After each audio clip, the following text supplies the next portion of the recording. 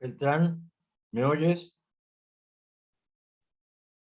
Beltrán, Hugo.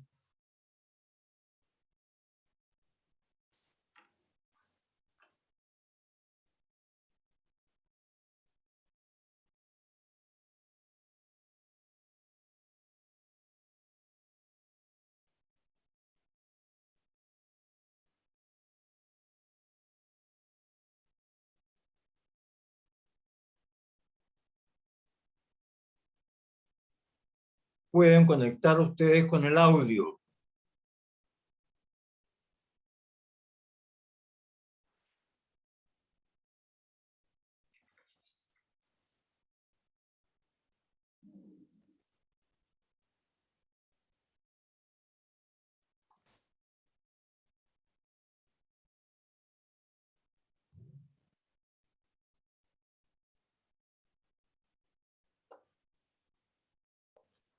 Ya, voy a darte de nuevo el permiso. Ahí está. Hola, profe. Ah, qué bueno. Ya, finalmente. Miren, acabo de encontrar un disco que va a ilustrar todo lo que hemos hablado sobre la importancia del canto gregoriano en la evolución de la música occidental, ¿no? Vamos a ver aquí, en primer lugar, una misa. La misa es la liturgia principal de la Iglesia Católica y tiene dos partes. Una es el ordinario. ¿Qué significa ordinario? Que es aquellas oraciones que deben ser rezadas en toda misa, ¿no? En toda misa hay una oración que se llama el Kyrie, que es, como quien dice, pedir perdón, ¿no? 3 veces al Padre, 3 veces al Hijo y 3 veces al Espíritu Santo. Esto se realiza entonces en un canto antifonal, es decir, el coro se divide en 2 partes y se van alternando. Kyrie eleison, Kyrie eleison, Kyrie eleison, Christe eleison, Christe eleison, Christe eleison. ¿Te fijan? Se van alternando. Escuchemos, esto que vamos a oír se llama la misa para dedicación de las iglesias.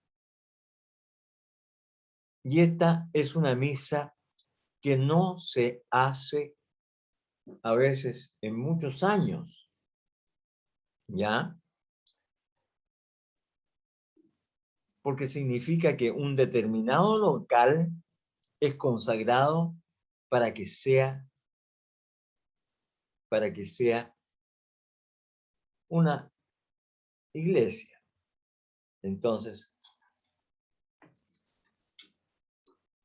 en el propio de esta misa, fíjense bien, en el propio de esta misa dice, importantísimo es este lugar. Terribilis est locus iste. Hic domus Dei est. Aquí está la casa de Dios y la puerta del cielo, y será llamado la sala donde Dios enseña. Et vocabitur aula Dei. ¿Se fijan? Eso no se dice todos los días, pero se dice al entrar a la misa, ¿no? Por eso se llama ceremonia de introito. Y en este introito hay 2 tipos de melodías. En primer lugar, está esta parte que dice terribilis est locus iste, que es un canto bastante neumático, es decir, que tiene varias sílabas que tienen más de 2 notas. Fíjense.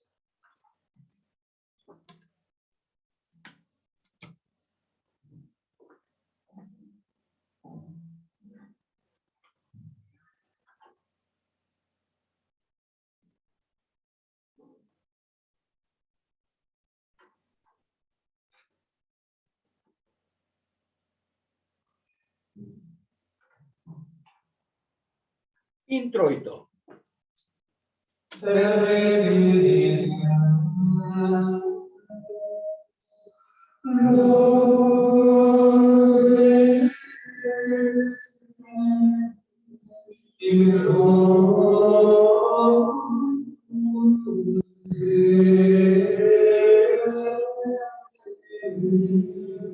Hic domus Dei est.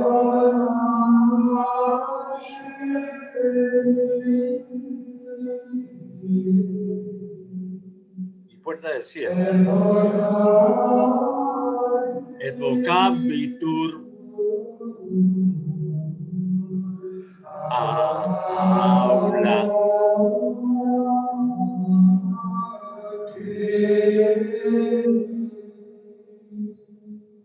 Fíjense, bueno, la última parte que dice aula Dei.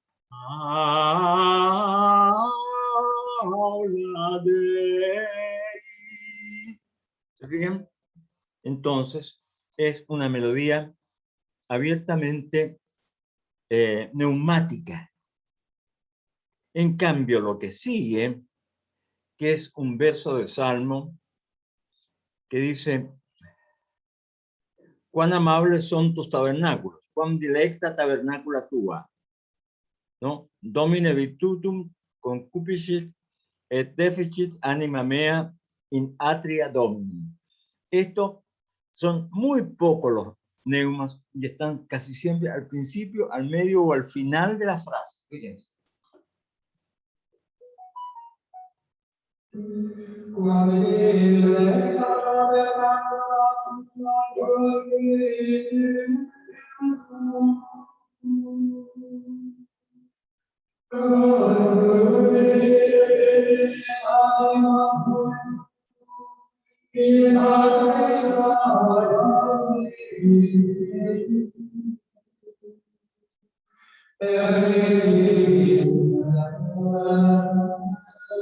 Y vuelve a repetirse, terribilis est locus iste, ¿no? Entonces, la primera parte tiene melodía más neumática, la segunda es canto más silábico.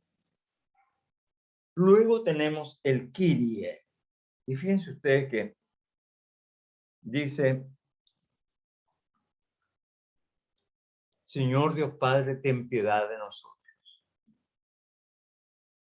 Eso se dice 3 veces después. Cristo, ten piedad de nosotros. Y después dice, Dios Espíritu Santo, ten piedad de nosotros. Y es una de las pocas partes que sigue haciéndose en griego. Kyrie eleison. Esto no es latín, es griego. Entonces, fíjense, como se van alternando, un grupo que en esta grabación es menor y otro que es un poco más grande dentro del coro. Kyrie eleison se va a repetir 3 veces, ¿se acuerdan?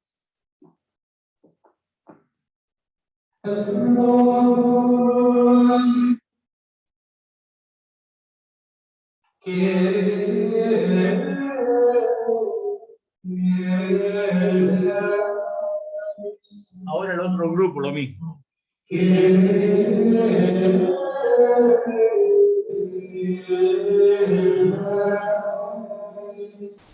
el primero de nuevo, Kyrie.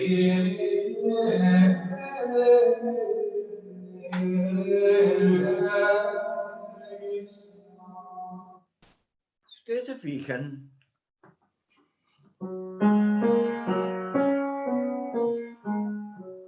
es un canto que sube.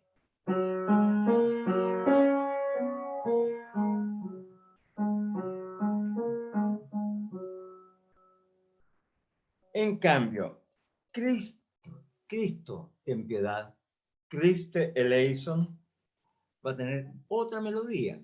Por lo tanto, tenemos A, A, A. Y ahora vamos a tener B. Fíjense.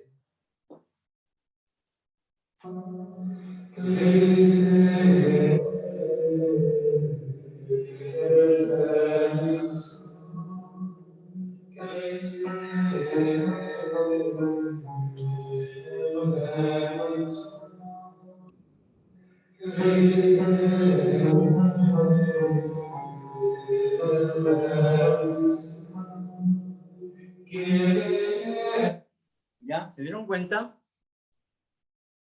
¿Por qué la melodía baja?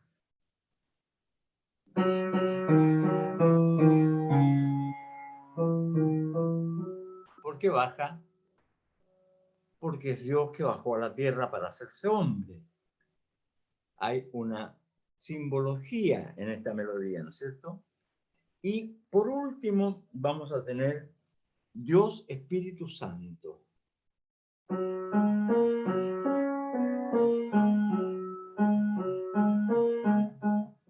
Ah.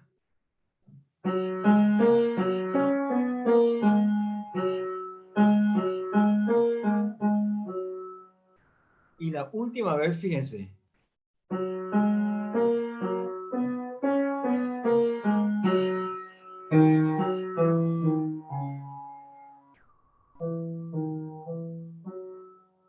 Se combina A con B.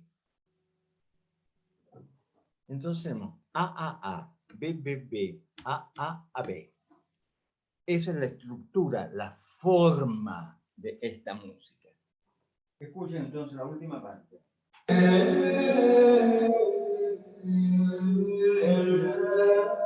Dios Espíritu Santo, ten piedad. Y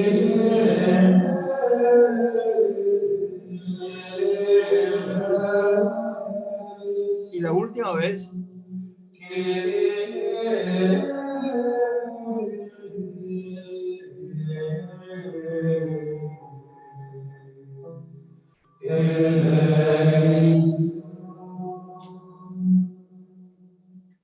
¿Les quedó claro? ¿Se fijan?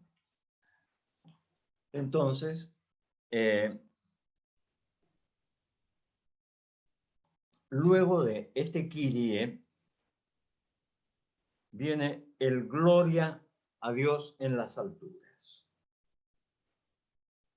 Y esto ya no tiene esta forma tan organizada porque el texto tiene frases largas y frases cortas. Kyrie eleison, Christe eleison, Kyrie eleison es prácticamente el mismo número de sílabas. ¿Se fijan? En cambio, acá tenemos Gloria in excelsis Deo. Eso lo va a decir el sacerdote. Y el coro va a contestar et in terra pax hominibus bone voluntatis. Y en la tierra paz a los hombres del Señor, a los hombres de buena voluntad. Después dice, laudamos te, benedicimus te, adoramos te, glorificamos te. Y aquí otra frase larga. Gracias agimus tibi per magnam gloriam tuam. Domine Reus, Rex Celeste, Deus Pater Omnipotens. Se fija que hay frases largas y algunas que son muy cortas. Te alabamos, te bendecimos, te adoramos, te glorificamos. Te damos gracias por tu inmensa gloria. Y después dice, Señor Dios, Rey Celeste, Dios Padre Todopoderoso. ¿Se fijan? Entonces, esta es una forma que ya no es tan cuadradita, ¿se fijan? Es lo que podríamos llamar una forma rapsódica. ¿Saben lo que es una rapsodia?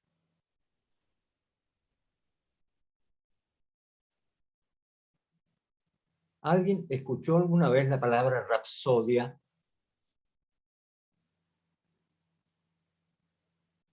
Jordán, Sebastián, Alonso, Ignacio, Belén, Sí, pues. Millaray.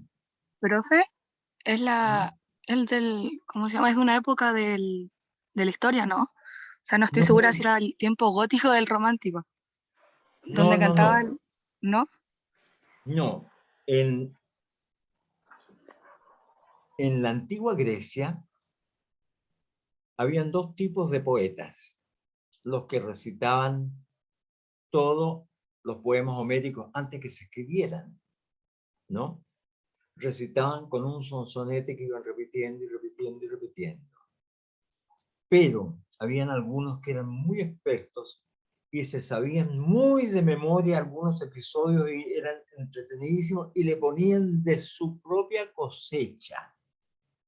Entonces, el poeta, en vez de ser un poeta simple, se transformaba en un rapsoda, porque hacía una especie de fantasía musical sobre lo que conocía muy bien. Por eso que desde entonces se llaman rapsodias a las evocaciones de música característica de un país, de una región, ¿no es cierto? Por eso que hay rapsodias húngaras, rapsodias, qué sé yo, vienesas, lo que tú quieras. ¿Ah? Nosotros podríamos hacer una rapsodia chilena imitando, es decir, evocando libremente algunas tonadas y algunas cuecas y a lo mejor algunos otros tipos de música. Se puede hacer una rapsodia chilena, fíjate. Es decir, es una forma libre que da la sensación de improvisación. ¿No? Entonces, Entonces, dime. por casualidad no eran, ¿cómo se llaman? Los cantos épicos, los de Homero, Sí, claro, ¿sí? Ya, es poesía épica, sí, por pero eso. dentro de esa habían partes, ¿no?, que el poeta se conocía tan de memoria que era capaz de inspirarse y hacer una creación libre, no el sonsonete con que Ya, ellos estaban acordando. Ustedes saben que uno, cuando tiene que aprender algo de memoria, la mejor manera es ponerse un sonsonete, ¿no es cierto? Yo aprendí, por ejemplo, las tablas. 2 por 1, 2, 2 por 2, 4, 2 por 3, 6, 2 por 4, 8, 2 por 5, 10. ¿Te fijan? Y sale más fácil. Entonces, eso era un procedimiento mnemotécnico. Pero cuando se sabía muy bien todo un pedazo, ¿no es cierto?, qué sé yo, del momento en que Aquiles peleó con no sé quién, entonces el tipo sencillamente se largaba por su cuenta y hacía la rapsodia. Y ahí viene el nombre. Y por eso es que el Gloria, que tiene frases cortas y frases largas, va a adquirir una forma musical rapsódica, es decir, semejante a una rapsodia. Escuchemos un pedacito del Gloria y se van a dar cuenta ustedes, porque es un canto antifonal, es decir, de nuevo se divide el coro en dos partes. El cura dice, Gloria in excelsis Deo, y después un pedazo del coro dice, et in terra pax hominibus bona voluntatis.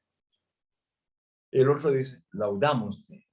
El primero dice, benedicimus te. El otro dice, adoramos te. Y el otro, glorificamos te. ¿Se fijan? Y así. Y después vienen dos frases largas. Escuchen.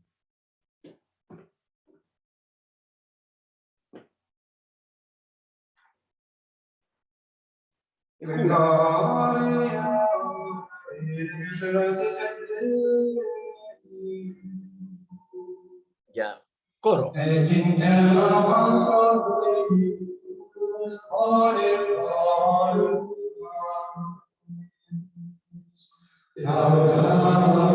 otro grupo.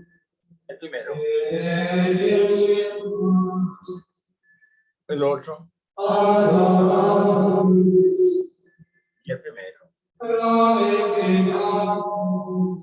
Ahora viene una frase larga. Le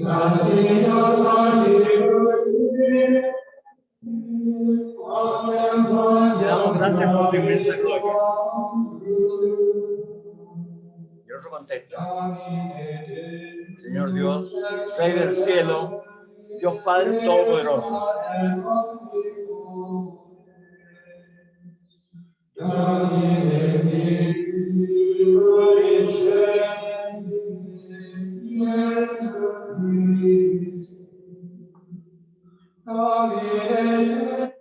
Bien, ahora, fíjese que aquí, después vienen las lecturas, ¿no? Las lecturas son mucho más silábicas todavía, porque las dice una sola persona leyendo en el libro, ¿no? Primero algún texto del Antiguo Testamento o de las epístolas, y luego viene un pedazo del Evangelio, ya sea el de San Juan, San Mateo, San Lucas, y no me acuerdo cuál es el otro. Mateo, Lucas, Juan y... no me acuerdo. Bueno, entonces, de uno de esos evangelios se lee un pedacito. Entonces, entre las primeras lecturas y el evangelio, se hace un gradual. Y el gradual es prácticamente un recuerdo de por qué se hace esta misa en esta ocasión. Entonces el gradual va a decir, locus iste a Deus factus est, inestimabile sacramentum irreprensibilis est, ¿no? Este lugar es hecho para Dios.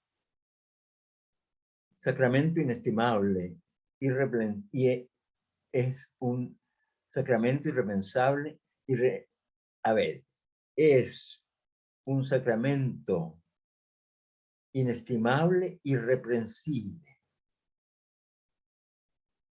Bueno, no lo vamos a oír, pero después viene, como es un momento gozoso de la iglesia, aquel en el cual se va a inaugurar un nuevo edificio como templo, hay un aleluya.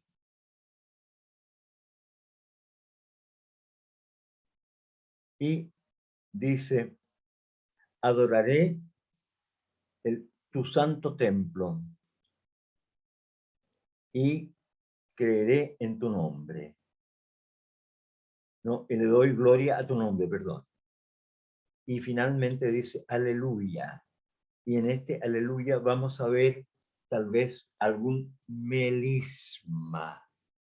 ¿Se acuerdan lo que era un melisma? Emanuel. No, profe, no Jocelyn. me acuerdo. Un melisma es Profe, era un gran desarrollo. Ah, mi chica, no había puesto. cuando hacían como coro súper con una sílaba, como que la mantenían. Claro, hacían una gran vocalización sobre una sola sílaba, ¿te fijas?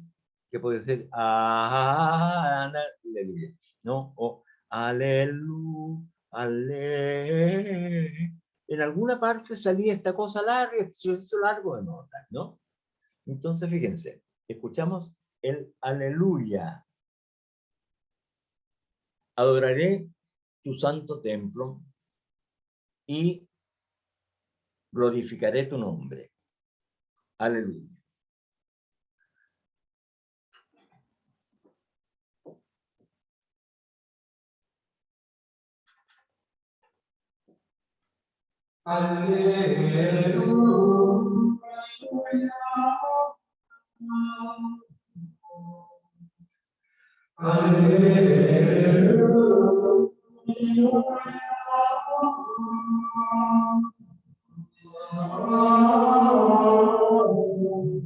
Ahí viene el melisma.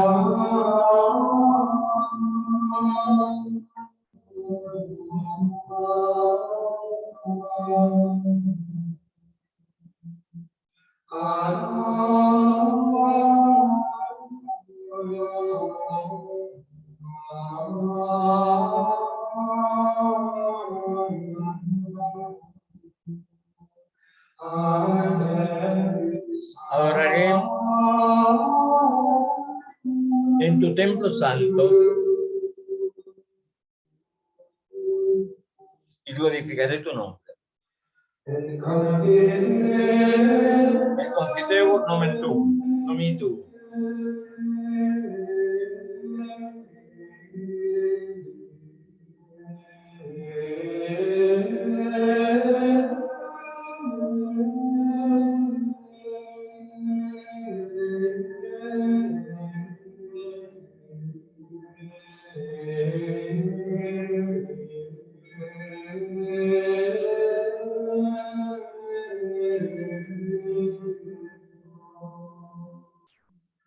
De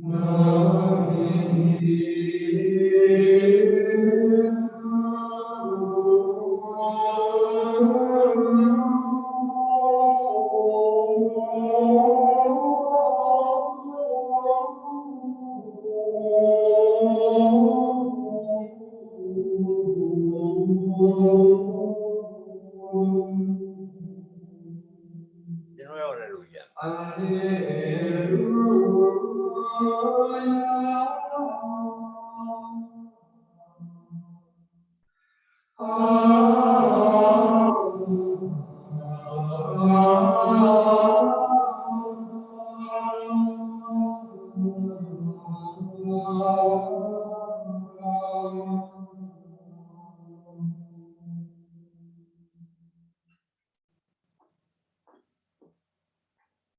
¿Ya? ¿Se fijan? O sea, prácticamente en esta misa de dedicación de las iglesias vamos a encontrar casi todas las posibilidades que ofrece el canto gregoriano, ¿no es cierto?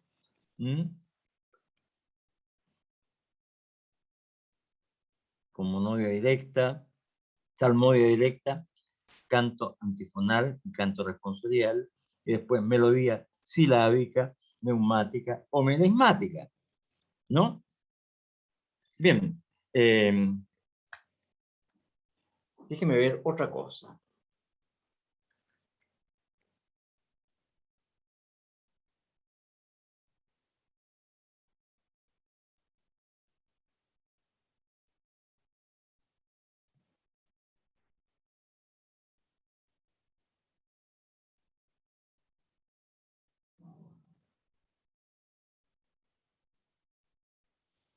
Aquí me aparece además el propio de la misa de natividad, el propio de la misa de Epifanía y el propio de la misa de Ascensión, cuando Cristo sube al cielo, ¿no? A ver, estoy tratando de ver si hay aquí.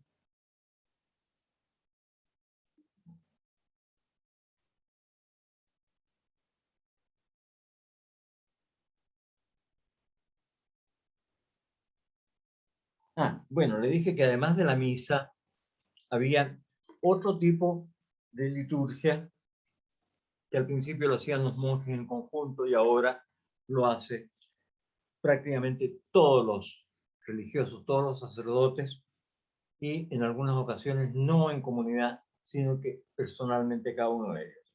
Se llama las horas, el libro de horas canónicas o el divino oficio se le llama también. Y de estas horas canónicas, que son 8, maitines, laudes, prima, tercia, sexta, nona, vísperas y completas. Entonces,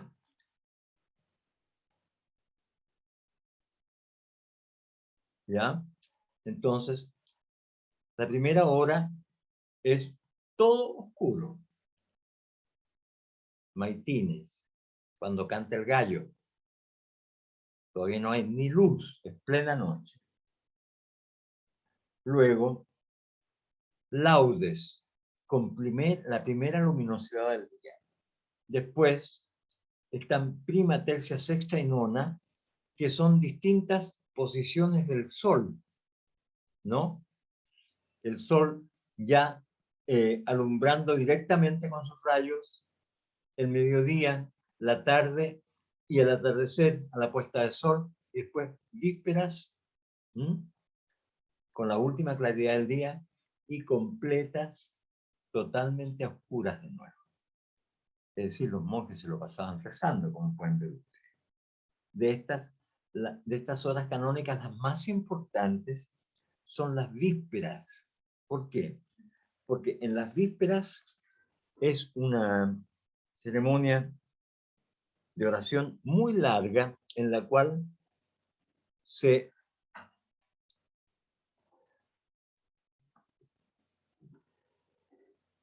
¿cómo se llama?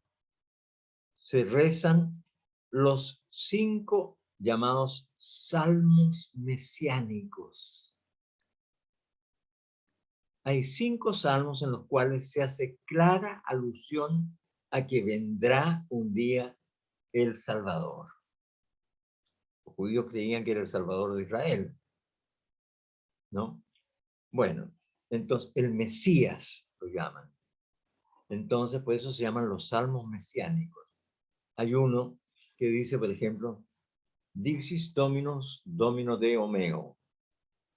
Dijo el Señor mi Dios, pondré a tus enemigos como escabel para que tú descanses tus pies. ¿Sabes lo que es un escabel?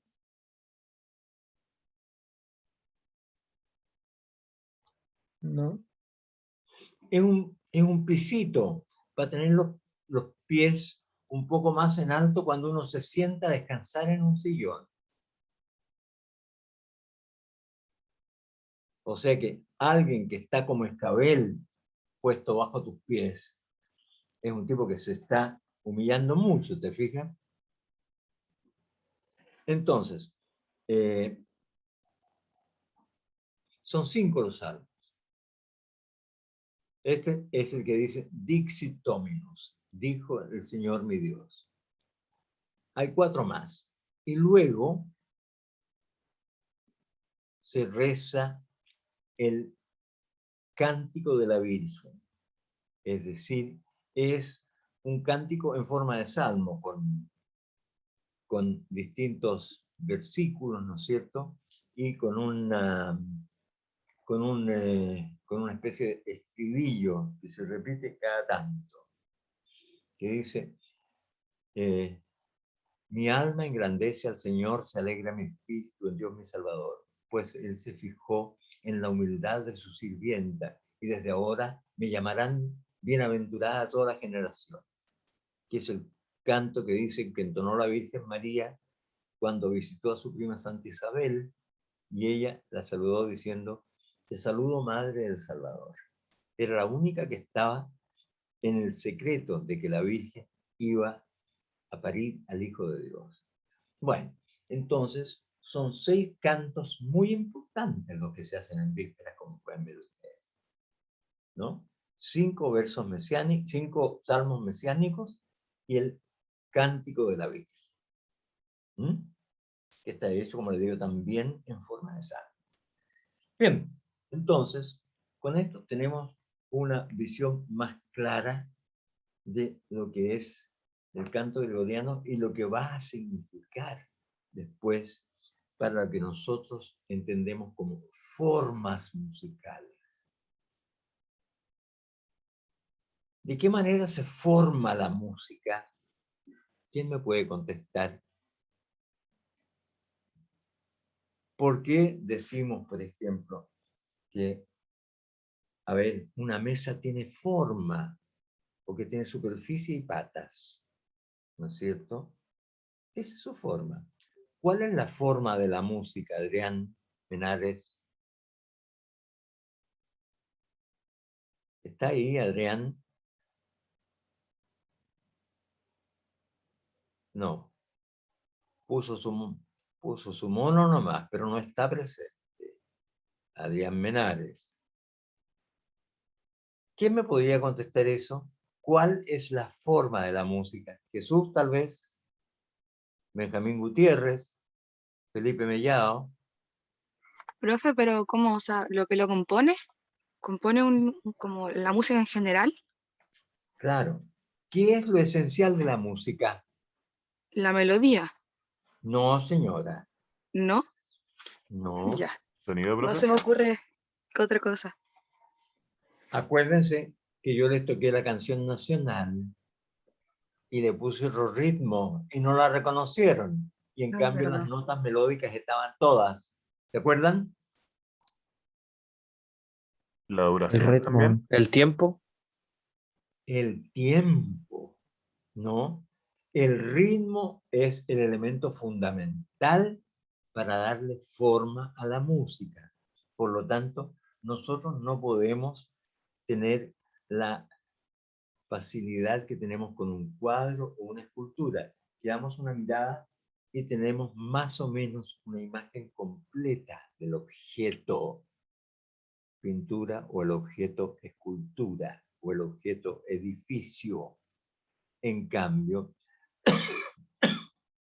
para saber qué forma tiene la música, tenemos que esperar todo el tiempo que dura.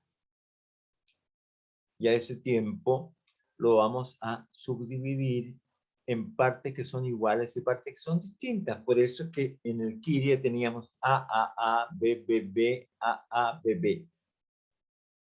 ¿Te fijas? Perdón, A, B, B. A, B. Eso es.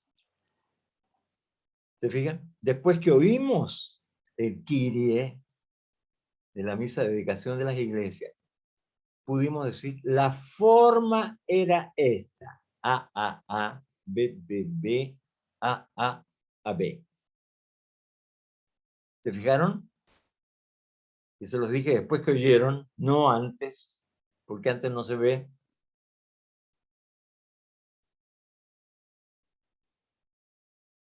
El músico puede tener una cierta noción previa a la audición por la escritura.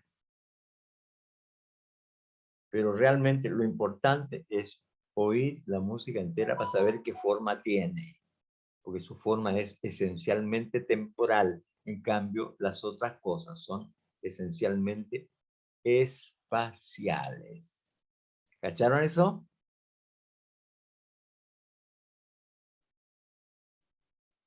Sí, ¿Alguien profe. lo entendió? Emanuel, Sí, profe. Sí se entiende. se entiende, ¿no es cierto? Es bien claro. Bueno, entonces, como pueden ver, el canto gregoriano va a ser lo más importante que tenemos documentado. ¿Qué más hay en los tiempos en que existe el canto gregoriano, ¿no es cierto?, con la reforma de Gregorio Magno y el papel que desempeña la música y cuántos tipos de músicas hay, todo eso que hemos visto? ¿Ah? ¿Qué otra cosa hay fuera de eso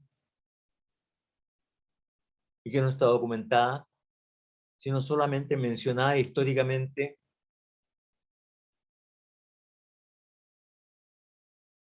Los juglares. ¿Oyeron hablar de esos? Los juglares andan de pueblo en pueblo, ¿no es cierto? Y ellos cuentan historias de héroes, hacen poesía épica. El texto de la poesía épica lo conocemos, la melodía no se sabe cómo era, no hay documento. ¿Ya? Entonces, el juglar cuenta, por ejemplo, la historia de los caballeros de la mesa redonda, del rey Arturo, o cuenta la historia de Tristán e Isolda, ¿no?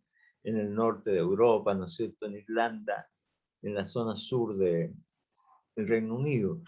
En fin, hay una serie de historias en las cuales el juglar aprende de memoria y las va recitando. Entonces, a esto se le llama poesía épica.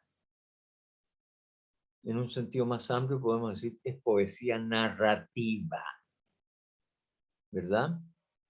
De repente va a aparecer otro tipo de poesía, pero después del año 1000, que se llama la poesía lírica. ¿Cuál es la diferencia entre la poesía épica y la poesía lírica? ¿Quién sabe?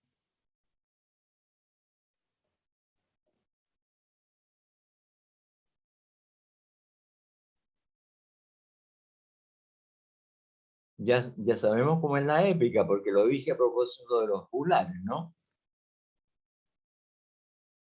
¿Qué hace el juglar? Jesús Cuenta una historia cuenta una entretenida. historia de alguien ajeno a él. Una poesía lírica es una ¿Será poesía. litúrgica? ¿Ah? ¿Será litúrgica? No. Sí, ya, esto es profano. La poesía lírica es aquella poesía en la cual el poeta se expresa personalmente, haciendo ver sus sentimientos. La poesía lírica actúa en primera persona.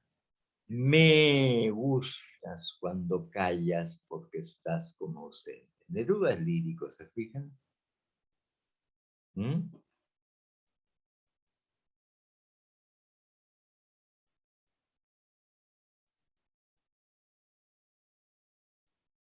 ¿Se entendió eso? Sí, profe. Bueno, esa poesía lírica va a aparecer después que vuelven los primeros cruzados. Y cuando vuelven los primeros cruzados, que son gentes importantes, son príncipes o nobles, van a contratar a un juglar que sabe de música y sabe cómo hacer sonar los instrumentos que ellos han traído de Oriente. Y, ¿saben? El juglar se las rebusca para todo. Entonces, uno que sirve a sus intenciones y es capaz de cantar sus canciones, sus poesías líricas, se queda en la casa del Señor y en vez de ser juglar se va a convertir en ministril. ¿No? El ministril es un poco una persona que sirve para entretener al patrón y para cantar sus poesías. No se olvide que la poesía no nace hablada, nace cantada. ¿Sabían ustedes eso? La poesía no se habla, no se recita como pensamos nosotros, se canta. ¿Está claro? Bien, y así vamos avanzando. Vamos a dejar hasta aquí. Hemos gastado bastante tiempo en mostrarles, ¿no es cierto?, una audición completa de las diferentes formas de canto gregoriano. Dejamos hasta aquí y la próxima clase seguimos avanzando en la historia de la música. Chao. Yo, profe, gracias. Chao, profe, Chao, que le profe. vaya bien, Profe. suerte. Profe. Chao. Pórtense bien, cuídense mucho. Chao.